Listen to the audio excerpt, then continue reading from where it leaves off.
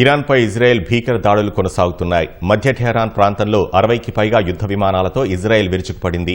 ఈ దాడుల్లో ఇరాన్ అణుపరిశోధన సంస్థ ప్రధాన కార్యాలయం ధ్వంసం చేసినట్లు ఐడీఎఫ్ పేర్కొంది. డజన్ల కొద్దీ సైనిక ఆయుధ స్థావరాలను నాశనం చేసినట్లు తెలిపింది.